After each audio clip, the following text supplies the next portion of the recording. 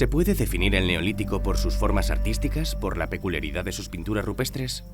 ¿Muestra el arte rupestre del Neolítico diferencias sustanciales con el que lo antecede? ¿Se puede comprobar el paso de las sociedades de cazadores-recolectores a las de agricultores por la tipología de sus respectivas artes parietales? Hoy vamos a tratar de bucear a lo largo de varios milenios de expresión artística, poniendo especial énfasis en el llamado arte levantino, el arte esquemático y el macroesquemático. Las pinturas de la Sarga, dibujadas sobre las paredes de unos abrigos escarpados cercanos a Alcoy, son un auténtico muestrario de la historia de la pintura rupestre del Levante español. Estas pinturas nos van a permitir adentrarnos en uno de los periodos más oscuros del arte parietal, el que se hizo cuando finalizó, hará unos 14.000 años, el gran arte magdaleniense que nos asombró con su realismo figurativo de ciervos, bisontes y caballos. Vamos a ascender hasta los abrigos para conocer las pinturas con el investigador que mejor las conoce, el catedrático de Prehistoria de la Universidad de Alicante, Mauro Hernández. Las paredes del abrigo conforman un circo, y a pesar de que son visibles desde la distancia, sus pinturas no se descubrieron hasta 1951. No fueron estudiadas en profundidad hasta 30 años después. Henri Breuil estuvo al tanto desde los primeros momentos. Veamos qué significan estos abrigos de la Sarga, auténtico santuario al aire libre, en el que ciervos y cazadores se entremezclan en los retablos de sus capillas prehistóricas con inquietantes y extrañas figuras simbólicas que nos atraen con la fuerza de lo desconocido. La Sarga es un yacimiento excepcional por varios motivos. En primer lugar, por el lugar donde se encuentra. Es un espacio que se conserva un paisaje mediterráneo en buenas condiciones.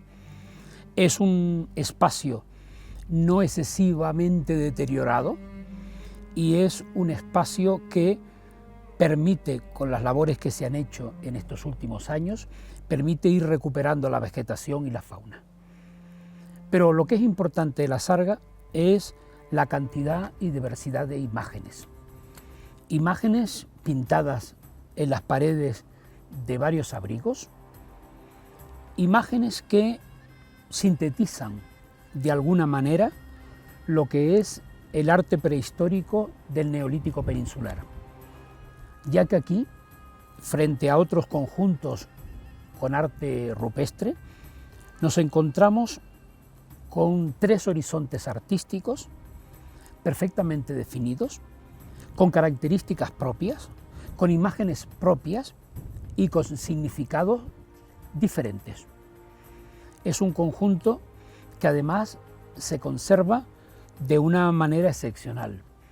Las imágenes se pueden observar con facilidad, las imágenes permiten ser visualizadas por quien se acerca a ellas, saber lo que se pinta e incluso adivinar cómo técnicamente se realizaron esas pinturas, porque lo que nos demuestran todas estas pinturas son que, independiente del grado de naturalismo o de abstracción que representen, son todos ellos excepcionales artistas.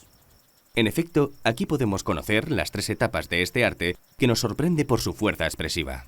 El primer horizonte artístico en este abrigo está perfectamente definido porque es el que se encuentra en el inicio de la ocupación simbólica del espacio, el arte macroesquemático.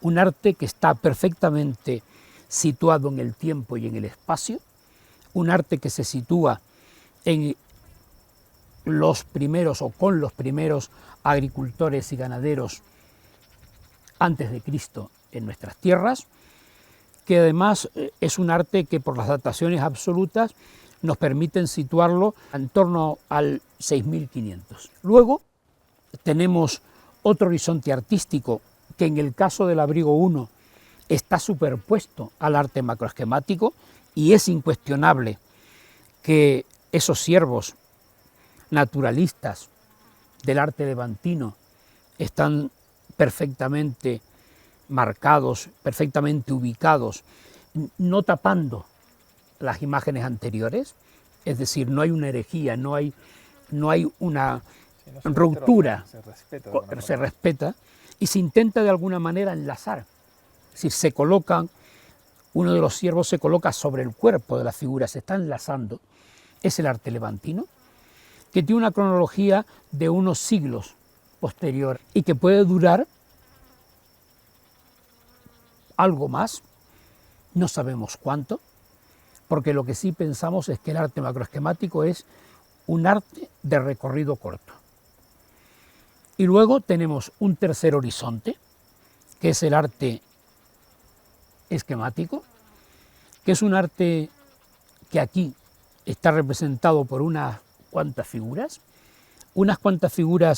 todas ellas excepcionales, pero que repiten de alguna manera los temas de ese momento, figuras humanas, un cáprido, unos ramiformes, y que es un horizonte artístico que aquí recuerda técnicamente mucho a las imágenes macroesquemáticas.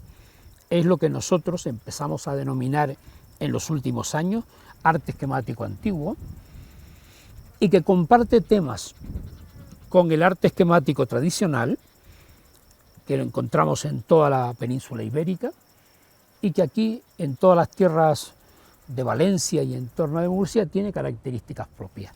La cronología de las pinturas se ha podido determinar por la coincidencia de motivos decorativos con la antiquísima cerámica cardial encontrada en la zona, perfectamente datada sobre los 6500 años antes de Cristo. Nos llama la atención la personalidad y fuerza expresiva de los llamados orantes. En un mismo territorio, un territorio reducido, lo que nosotros llamamos el territorio del Neolítico antiguo, que llamamos también el territorio macroesquemático, que también llamamos territorio cardial, porque la cerámica está decorada con la impresión del cardium edule. Tenemos imágenes de todos los horizontes artísticos neolíticos de la zona. Y además tenemos vasos, como podemos ver en el Museo de Alcoy, que tienen ocre, que han estado rellenos de ocre, es decir, que de allí estaba el ocre que seguramente salió para pintar muchos de estos motivos, que son vasos además que van colgados, que pueden trasladarse de un sitio a otro. O sea, yo creo que de alguna manera lo que nos está indicando este arte macroesquemático, pues ese es el lenguaje simbólico de los primeros agricultores y ganaderos. Los distintos paneles se encuentran distribuidos y ordenados bajo una lógica estética y simbólica, que apunta a que la sarga fue un lugar de encuentro. Yo creo que todos estos abrigos son lugares de cohesión social. Tenemos que remontarnos a esos momentos de los primeros agricultores y ganaderos. Son gentes que viven dispersas en agrupaciones de algunas familias en territorios distantes de estos lugares de arte rupestre. Son lugares con nichos ecológicos diferentes, donde se van explotando cada uno de estos grupos el propio territorio. Necesitan, de alguna manera, lugares de cohesión social. Y yo creo que estos espacios desempeñarían ese... Fiesta, solsticio, mercado... Exacto, intercambio de enlaces matrimoniales. Es decir, yo creo que, yo siempre, muchas veces cuento en clase que para mí estos lugares son como las romerías en nuestras ermitas. Yo creo que estamos ante un lugar donde se fueron plasmando imágenes para dar un contenido simbólico que hoy nosotros empezamos a plantearnos algunas soluciones a los problemas. El arte macroesquemático, por ejemplo, con la presencia de esas figuras humanas levantando las manos hacia el cielo con los dedos indicados, como esta figura de un... Esos orantes, lo que llamáis orantes. Orantes. Parece que están implorando al cielo. Implorando al cielo o dando la bienvenida al que viene. Y además, si observamos que muchas de estas imágenes tienen en la parte superior un motivo ovalado que parece una vulva, tiene ese contenido simbólico que se puede ver en ese vaso de la Sarga, que está en el Museo de Alcoy, que tiene la impresión del nátis de la concha entre las piernas y que claramente nos está indicando que es una mujer.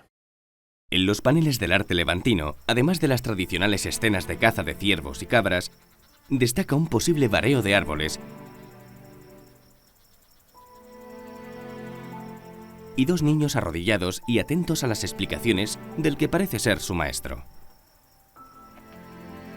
Nunca nos cansamos de admirar la delicadeza y maestría con la que están realizadas estas pinturas. Los hombres del Neolítico levantino quisieron dejar una muestra completa de su forma de entender el arte, expresado soberbiamente en su gran santuario natural.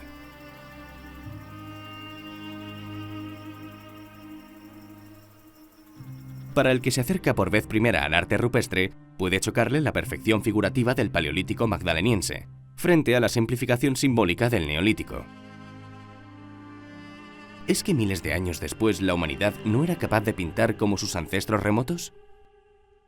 No solamente son corrientes artísticas porque se extienden en el territorio muy ampliamente y con una cronología muy bien estructurada, sino que además son periodos evolutivos de la cultura humana, sobre todo de la cultura de la comunicación. Sí, es como decir, en el barroco, el gran Velázquez. Claro, y después viene el gran Picasso. Y viene Picasso, o Miró, y quien lo vea de fuera parece más simple en la pintura. Pero una evolución, ¿eh? Es más un sentido, en vez de ser un sentido descriptivo, como era el arte de los paleolíticos, que en muchos casos, cuando está referido sobre todo a la fauna, tiene un sentido muy descriptivo.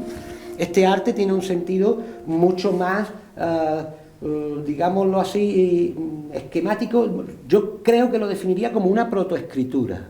Es decir, hay muy pocos elementos, quizás 10, 15 elementos gráficos que se repiten constantemente, que llegan a sentirse estereotipados en las paredes, llegan a repetirse. El arte rupestre muestra infinidad de variaciones sobre temas de lo más diverso y una extensión de alcance mundial. Al contrario de lo que se cree, Europa no es el lugar del mundo con mayor número de estaciones de arte rupestre. Bien es cierto que destaca sobremanera durante el Paleolítico, pero en total no tiene más de 400 lugares con pinturas o grabados antiguos. África es el continente que alberga un mayor número de lugares con arte rupestre. El Sáhara es un inmenso espacio en el que se pueden encontrar centenares de manifestaciones de este tipo. En la profundidad del desierto del Earth, en Níger, fueron descubiertos en 1997 unos petroglifos o grabados con unos 8.000 años de antigüedad, esto es, coetáneos del primer arte neolítico peninsular. Destacan especialmente dos jirafas de varios metros de longitud. La destreza técnica de los artistas es muy notable. Las figuras tienen un gran realismo. Son fieles representaciones de una fauna que hoy ya no se encuentra en este vasto lugar. Los petroglifos de Davos nos retrotraen a un periodo climático muy distinto, cuando el desierto era todavía sabana. El hecho de que se encuentren en un lugar tan remoto nos indica que la especie humana ha sido capaz de adaptarse a todas las latitudes y que hay lugares que están poblados desde la más remota antigüedad. Las montañas del Earth se consideran la cuna del pueblo tuareg. La única gran ciudad cercana es Agadez, una de las viejas damas caravaneras del Sáhara.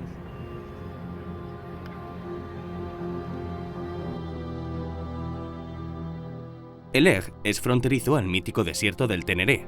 Aquí uno puede tener la sensación de vivir otra época, de habitar en un lugar con escasísima densidad de población humana. Solo los tuaregs resisten la vastedad y la dureza de estos desiertos.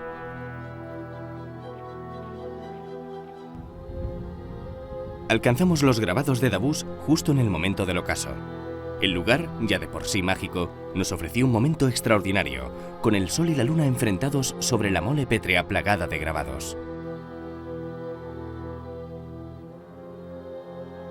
Resulta emocionante imaginar que los creadores de Davos plasmaban su arte mientras otros pintores en la costa mediterránea de la península ibérica hacían lo mismo. Unos cientos de años después de que se realizaran los maravillosos paneles de la Sarga, se pintó una cueva muy cerca del mar que quizá contenga las primeras pinturas relacionadas con la vida de un hombre. La Cueva de la Victoria en Málaga se formó bajo el mar hace miles de años. Fuertes movimientos tectónicos la llevaron al lugar que ocupa actualmente. Esta colina es un complejo de galerías y pasadizos que muestra la ocupación por parte del ser humano desde el Paleolítico. Es importante destacar esto, porque el arte rupestre del Mediterráneo se asocia habitualmente con fechas más recientes, pero no hay que pasar por alto que aquí ya existen manifestaciones artísticas desde el comienzo del fenómeno plástico. En la Cueva de la Victoria pueden verse algunas pinturas antiguas y diversas temáticas. Hay manos en negativo y grabados de animales como el cormorán.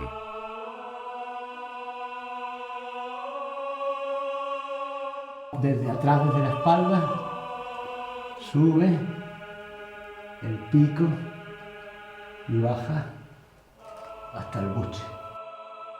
Pero es la pintura esquemática, de hace unos 7000 años, la que tiene una mayor carga simbólica, porque puede resultar uno de los primeros ejemplos de decoración de un lugar de enterramiento.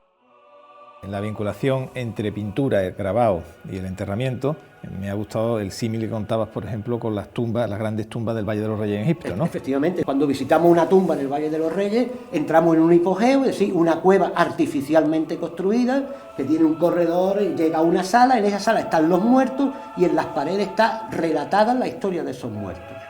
Pero esto ocurrió aquí 3000 años antes. Y en el Neolítico ocurre 3000 años antes en el sur de la península ibérica. Es decir, se da el caso como es en esta sala, donde los enterramientos ocupaban la zona central de esta sala, que no tiene más allá de 4 metros de ancha por unos 12 metros de larga, y que es realmente un panteón. Pero ese panteón estaba decorado con las imágenes de esas personas, el vínculo de la vida, estaba en las paredes, y los muertos reposando en el suelo. Y es que el arte rupestre en la península ibérica se prolonga durante más de 30.000 años y abarca la totalidad de su territorio. Es posible que los neandertales fueran los primeros autores de este arte. Lo más probable es que fueran miembros de nuestra propia especie. A lo largo de este inmenso periodo de tiempo, los artistas transcurrieron por estilos y formas diferentes. Algunas pinturas son claras, naturalistas, otras abstractas. En las paredes de cuevas y abrigos convive una fauna real con otra imaginada. Se plasman cazadores y chamanes, escenas cotidianas y fantasmagorías. La datación de este arte al aire libre es compleja y puede variar según la región. Uno de los lugares menos conocidos de la península es el Bierzo. Cerca de los Ancares, en la pedanía de Sésamo, en el término de Vega de Espinareda, existen varias estaciones de arte rupestre. En este verdadero paraíso natural, los seres humanos decoraron estas paredes verticales con multitud de pinturas. El problema del arte esquemático es que se llama mal, porque arte esquemático hay en el Paleolítico Superior, pero nadie dice que es arte esquemático, sino que figura. Pero lo que más llama la atención en el Paleolítico Superior son las figuras naturalistas. Aquí no las hay. En el único caso que las hay es en la zona del Levante español, que es el arte que tradicionalmente se llama levantino. Y ahí aparece también el esquematismo acompañado de eso. Y precisamente lo que va a triunfar posteriormente es el esquematismo puro, y desaparece el naturalismo. Es a él lo único que sabemos, pero esquemático ha habido siempre. Algunos de estos motivos son similares a los del arte del Mediterráneo y del sur peninsulares. Lo que sí parece muy circunscrito al ámbito levantino es el llamado arte macroesquemático. En la Sarga podemos encontrar, a veces en paneles independientes y en otros bajo pinturas de estilo levantino que fueron respetadas, este tipo de arte macroesquemático. Con casi 9000 años de antigüedad, el arte macroesquemático supone un enorme salto plástico, una auténtica ruptura con el arte paleolítico que lo precede. Yo creo que está ligado a cultos de raigambre mediterránea relacionados con la agricultura, donde esos mitos mediterráneos de la mujer, del toro, la figura disfrazada de hombre toro, que aparece en Anatolia, que aparece en el Mediterráneo central, siempre está ligado a ello. Los propios orantes están ligados a ese mundo. Las propias imágenes, si son vulvas como pensamos, algunos de los motivos, están ligados a la fertilidad de la tierra, porque hay que entenderlo que estamos en un territorio que, a pesar de la imagen que a veces se vende de prosperidad de la tierra, de la fertilidad, si en esta tierra no llueve, prácticamente no hay cosechas, no hay fertilidad de las tierras. Entonces prácticamente esa necesidad de vivificar la propia tierra con rituales está perfectamente definido. Y si nosotros vamos, por ejemplo, a un yacimiento clásico como es el Pla de Petracos, ve cómo es un retablo. Están las imágenes perfectamente colocadas y situadas en los propios espacios. El arte macroesquemático solo se localiza en una reducida zona montañosa del norte de la provincia de Alicante, y sus tres principales yacimientos son la Sarga de Alcoi, el Pla de Petracos de Castel de Castells y el Barranc de l'Infer. Visitamos los abrigos del Pla de Petracos, encaramados sobre una gran pared vertical que recortó el torrente del barranco Malafí. Estas figuras representan a orantes atormentados o esperanzados, quién sabe, que extienden sus plegarias con los brazos levantados hacia el cielo. El arte en los abrigos rocosos se extiende por toda la península. Su prolongación en el tiempo es muy considerable, llegando a superar la edad del bronce. Los científicos tienen la difícil tarea de datarlo y adscribirlo a un tipo u otro de sociedad. El empleo de nuevas tecnologías de la imagen puede revolucionar el catálogo del arte rupestre. Quizá lo que hoy en día damos por cierto no sea más que la punta de un inmenso iceberg.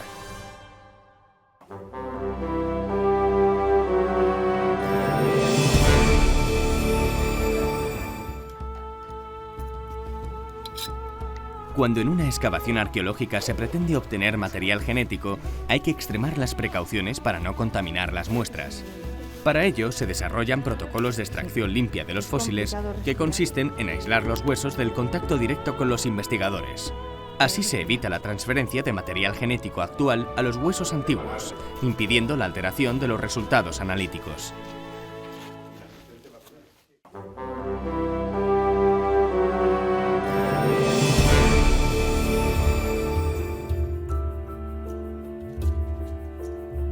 El hombre que descubrió estas piezas en las entrañas de la Tierra protagonizó una de las historias de los pioneros de la arqueología más dramáticas y a la vez heroicas de las que tenemos constancia.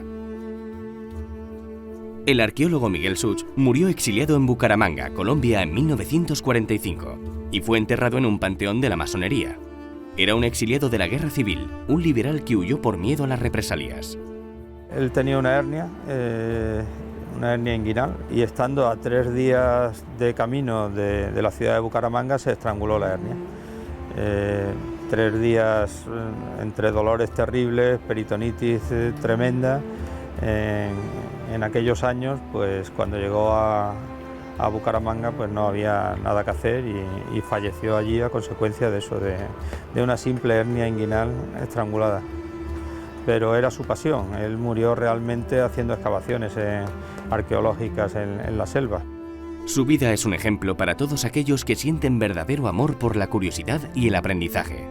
El padre le paga unos viajes por el mundo y en aquellos años viaja por Argentina, los Estados Unidos, Inglaterra y Francia. Eso le hace ser un hombre muy curioso y de hecho aprende idiomas y se viene con los 2 idiomas perfectamente hasta para poder escribir con francés y con inglés.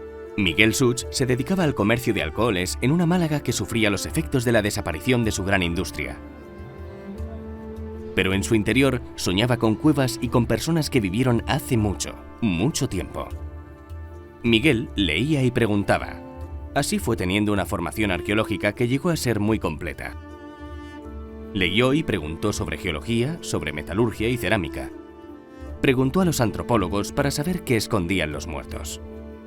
Dedicaba los domingos a la exploración y durante una de sus aventuras tuvo la suerte de descubrir un yacimiento que actualmente está desaparecido, el Hoyo de la Mina. La cueva de Hoyo de la Mina y esta monografía es de las más importantes de la prehistoria de España. De hecho, en la documentación que tiene la familia Such hay multitud de prehistoriadores clásicos de la prehistoria española hasta los años 50 y 60 que le piden ejemplares del libro de Hoyo de la Mina, que claro, después de la guerra quedó pues unas cajas que se quedó la familia. Es decir, fue un libro clave que entró en los manuales de la prehistoria española, que Almagro lo citó mucho, Santa Olalla, Jordá, Fortea, una obra clave porque era un yacimiento muy atípico pero muy interesante. El abate Braille, pues le proporciona relaciones con otros científicos, ¿no?, de la época, ¿no?, y Obermeier, por ejemplo, y bueno, pues otros científicos, ¿no?, de Europa, ¿no?, y a partir de sus primeros análisis y estudios, ¿no?, que realiza su publicación, ¿no?, en lo que es el avance del estudio de la caverna del Hoyo de la Mina, pues a partir de ahí pues se difunde ese estudio, esa publicación, y ya pues sí comienza una relación mucho más estrecha, ¿no?, con los restantes científicos de la época. La relación con el abate o Henry Broylan pues tan importante, ¿no?, que de hecho la dedicación de la propia publicación se la dirige él, ¿no? Se lo dirige, ¿no?, pues al profesor, ¿no?, del Instituto Humano de París, ¿no?, el abate Henry Braille, ¿no? Aparece dedicado. Y en cuanto al prólogo, bueno, pues comenta un poco pues cuál es la forma en que se anima a realizar esta clasificación, las técnicas, ¿no?, que utiliza, siempre tutorizado por este profesor, y en donde lleva a cabo, ¿no?, pues lo que es una técnica de estratificación que parece ser que fue en aquella fecha bastante pionera, ¿no?, y a su vez pues muy admirada por los científicos de la época. Dicen que la vida es el arte del encuentro. En la cueva de Doña Trinidad, en Ardales, Miguel había cruzado su destino con el de quien es probablemente uno de los arqueólogos más famosos de la historia, Henry Braille, el abate Braille. Visitaron juntos esta gran caverna, que todavía está sin explorar por completo. De hecho, en la actualidad se están investigando sus galerías altas, que no fueron descubiertas hasta 1981. Los hallazgos humanos que tiene este pedazo de cueva que está encima de la gran cueva de Ardales son 4 categorías de hallazgos. Tenemos restos humanos, bastante numerosos, en varios osarios repartidos. Tenemos también material arqueológico vinculado con esos restos humanos. Tenemos pinturas paleolíticas que se van mucho más atrás. Y después tenemos 2 elementos que todavía están por definir su cronología exacta, que son las lámparas, mucha evidencia de iluminación subterránea, y también, por último, los muros, es decir, una gran cantidad de pequeñas y grandes construcciones que hay en el interior de la galería. Se tiene constancia que Braille llega a Ardales, pero acompañado con Suess, y que Suess es el que le explica, le enseña a la cueva los motivos artísticos de la cueva, aunque luego la publicación la realiza solamente Braille, ¿no?, en la Anthropologie de París, ¿no?, que es muy importante para el propio Braille porque es un arte del norte, es un arte cantábrico y aquitano, tan al sur, en Andalucía, que le hará dar el cambio incluso a partir de ahí Braille ya no será nada africanista, todo lo verá desde Europa. Miguel Such expuso parte de su colección arqueológica del Hoyo de la Mina y Cueva Tapada en el Palacio Nacional durante la Exposición Internacional de 1929 en Barcelona. Por desgracia, el estallido de la Guerra Civil provocó el exilio de Miguel Such. Mi abuelo era una persona profundamente de izquierdas, muy republicano, y además ostentó algunos cargos dentro de lo que fue el movimiento de esa época, el movimiento de izquierda. Eso lo hizo una persona señalada. Él vio que aquello podía traerle problemas a su familia y preparó todo el terreno para exiliarse de España y proteger en lo posible a todos sus hijos. Huyó por la carretera de Almería. Pasaría por aquí, por el lugar en el que tanto investigó, el Hoyo de la Mina. Una despedida más dura aún si cabe. Gracias a las cartas que Henry Braille envió a su familia, podemos conocer las penalidades de Miguel Such durante su huida. Ya en París, Miguel Such pudo contactar con el abate Braille, quien hizo todo lo posible para que pudiera emigrar a Colombia. De hecho, Braille, si hay que ser justos también, le ayuda en el exilio de Suss, le ayuda a viajar desde Francia a Colombia, pero también es cierto que Suss, que sí era masón, le obliga prácticamente a abandonar la masonería, ¿no? Pero se ve claro en las cartas que envía Braille a la familia que lo que quiere es el archivo de Suss y sobre todo el manuscrito de la Cueva Tapada de Torremolinos. En Colombia dio conferencias, por ejemplo, una en la que se desmontaba el mito de la Atlántida con argumentos geológicos. Finalmente, pudo dedicarse a excavar y llegó a publicar alguna investigación. Hemos podido rescatar algunas publicaciones muy interesantes en trabajos colombianos donde el hombre sigue con su labor ética de publicar, documentar, prospectar, y por lo que se ven en esa documentación es una persona muy querida, ya integrado, publicando en revistas regionales y nacionales de Colombia y verdaderamente siguiendo con su tarea de buen arqueólogo. Miguel Such forma parte de nuestra memoria colectiva por derecho propio.